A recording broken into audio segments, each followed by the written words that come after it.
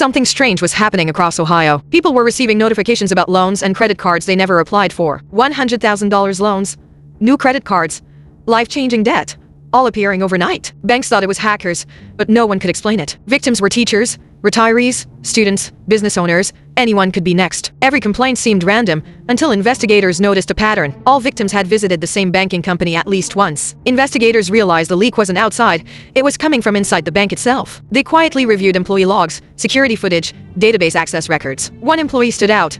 Someone accessing hundreds of customer records, far beyond her job. Her name was Angela Kowalski, a bank receptionist with access to highly sensitive data. Social security numbers, home addresses, phone numbers, information criminals would pay thousands for. Angela began secretly copying files to a small external hard drive. Those records were sold on hidden dark web marketplaces to faceless criminals. Victims started discovering loans, credit cards, and tax refund fraud in their names. Chaos spread across the state. Hundreds affected, millions in financial damage. Investigators watched Angela's every move, waiting for the right moment. The truth was more shocking than anyone imagined. One trusted bank employee was secretly selling customers' identities. Her actions left a trail of ruined credit, stolen savings, and lives changed forever. But how she was caught, and what happened next, you'll have to see in this full story.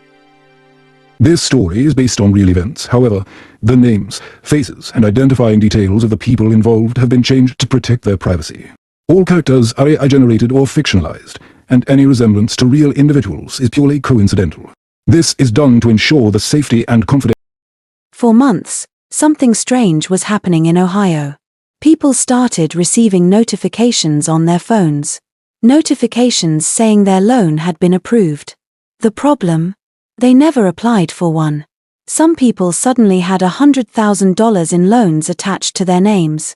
Others discovered new credit cards they had never opened, never touched, never even heard of. At first, banks thought it was a simple hacking case. Someone outside the system, breaking in, stealing what they could.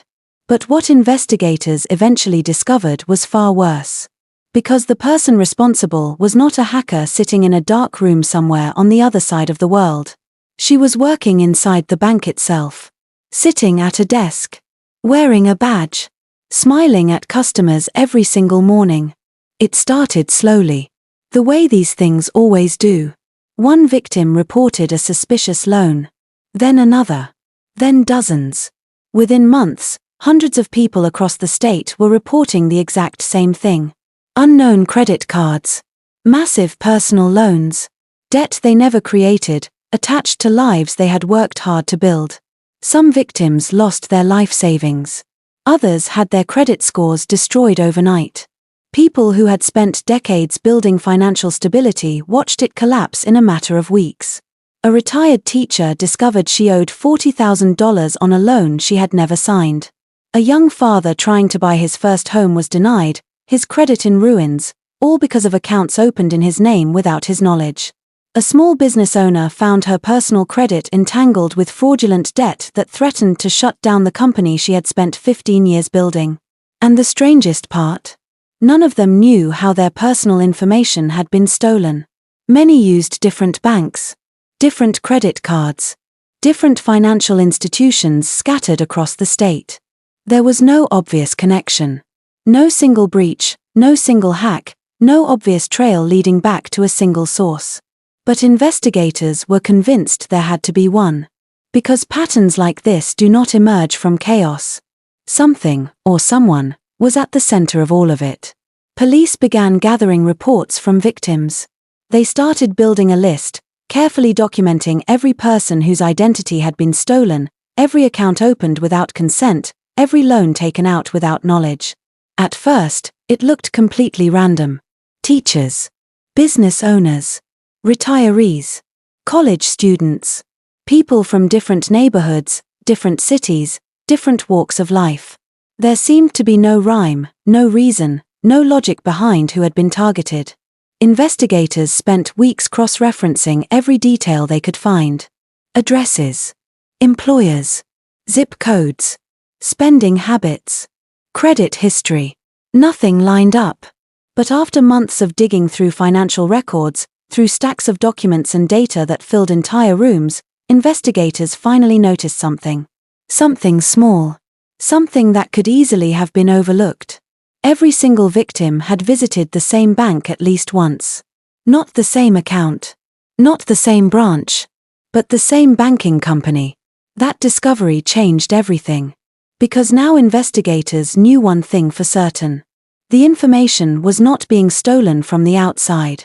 It was leaking from inside the bank itself. Someone on the inside had access to hundreds of customer records. Someone who sat behind a desk every day, accessed the system without suspicion, and walked out each evening carrying secrets that were not theirs to carry. Federal investigators quietly began examining bank records. They reviewed employee activity logs, security camera footage, database access reports stretching back months. Every time a bank employee looks up a customer's information, the system records it. A timestamp, a name, a record of exactly what was accessed and when. In theory, it was a safeguard. A way to make sure employees were only looking at what they needed to do their jobs. But this safeguard had gone unmonitored for far too long. At first, nothing looked suspicious. Employees looked up accounts. They updated information. They answered questions. Normal, routine work. But then investigators noticed something unusual buried deep within the access logs. One employee had accessed hundreds of customer profiles. Far more than her job ever required. Far more than any reasonable explanation could justify. Her name was Angela Kowalski. Angela worked as a customer service representative at a local branch. To the outside world, her job seemed simple, even ordinary. Helping customers open accounts, updating addresses, answering questions about loans and account balances. She was the face customers saw when they walked in through the front door. The person who greeted them with a smile, who made them feel safe, who reassured them that their money, their information, their futures, were in good hands. But because of her position, Angela had access to something extraordinarily valuable. Social security numbers, home addresses, phone numbers, complete banking histories. Everything a criminal would need to completely assume someone else's identity. Information that, in the wrong hands, could destroy lives. And Angela Kowalski knew exactly how much that information was worth. Investigators continued watching Angela's activity, carefully, quietly, building their case one access log at a time. They did not want to tip her off. They needed to catch her in the act. And one day, security cameras captured something critical. Angela plugged a small external hard drive into her work computer. It was a tiny device, easy to conceal in a pocket or a purse. Something that could be mistaken for a keychain, for a small accessory, for nothing at all. But in the minutes that followed, hundreds of customer records were copied from the bank's internal system onto that tiny device. Files containing thousands of personal identities, thousands of social security numbers, thousands of real people, reduced to data on a drive no bigger than a thumb. She pulled the drive out, slipped it into her pocket, and went on with her day. Smiling. Answering phones. Helping the next customer in line. Later, investigators discovered exactly where those files had gone. They had been sold online. On hidden marketplaces operating deep inside what is known as the dark web, a shadowy, encrypted corner of the internet invisible to ordinary browsers, inaccessible without specialized tools, and designed specifically to hide the identities of those who use it. These marketplaces function like underground stores. Sellers list stolen data the way merchants list products. Buyers browse, compare, and purchase. And the currency of choice is untraceable cryptocurrency, designed to leave no trail.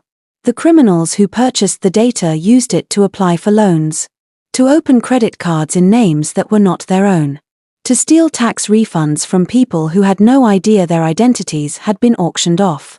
Each individual identity could sell for anywhere from a few hundred to several $1,000s, depending on the quality of the information attached to it.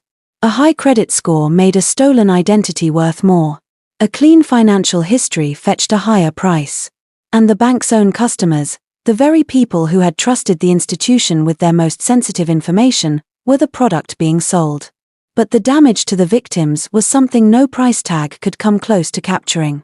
Some people would spend years, in some cases more than a decade, trying to repair their credit, fighting fraudulent accounts, filing disputes, hiring lawyers, and pleading with agencies to believe that they were the victims and not the criminals.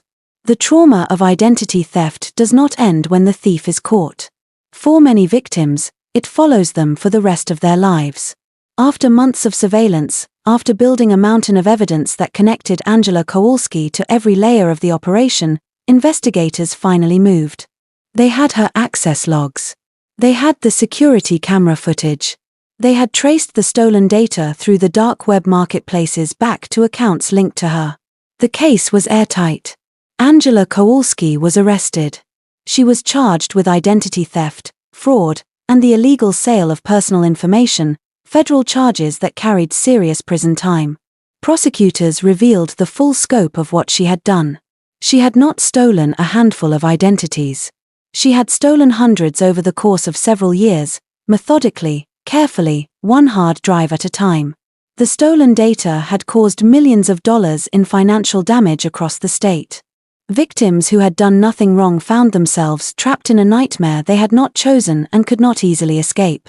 In court, Angela sat quietly as the charges were read aloud.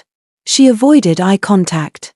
The woman who had once smiled warmly at customers, who had been trusted with their most private information, who had been paid to protect the very people she was secretly destroying, sat in silence as the weight of what she had done was laid out for the world to hear. She was eventually sentenced to 15 years in federal prison. But for the hundreds of people whose lives she had upended, a prison sentence, however long, could not undo the damage. It could not restore destroyed credit. It could not return lost savings. It could not give back the years spent fighting to reclaim identities that had been quietly sold away without a second thought. In the months following Angela's arrest, investigators worked alongside financial institutions to notify victims and begin the long, complicated process of untangling the damage. It was not simple. Many of the fraudulent accounts had been open for years, and the debt attached to them had grown, compounded by interest, by late fees, by the relentless mathematics of financial systems never designed to account for victims of crimes they did not commit. Credit bureaus were contacted. Disputes were filed. Some victims had their records corrected within months. Others waited years. A few are still waiting. The bank itself faced scrutiny. Questions were asked about how an employee had been able to access and copy hundreds of records over multiple years without anyone noticing. How had the safeguards failed? How had the activity logs gone unreviewed for so long? How had trust become the very weapon used against the people it was meant to protect? The answers were uncomfortable. Systems designed to detect suspicious behavior had not been actively monitored. Internal audits had not flagged the pattern of excessive record access because no one had been looking closely enough. The assumption had been that employees could be trusted. And in Angela's case, that assumption had cost hundreds of people everything. Most people imagine identity theft the way it is portrayed in movies. A lone hacker. A dark room. Screens filled with cascading lines of code. Someone technically brilliant, exploiting vulnerabilities in software, bypassing firewalls, breaking into systems from the outside. But Angela Kowalski's case reveals a far more unsettling truth. The most dangerous threats do not always come from the outside. Sometimes they come from inside the very institutions you trust with your money, your information, and your future.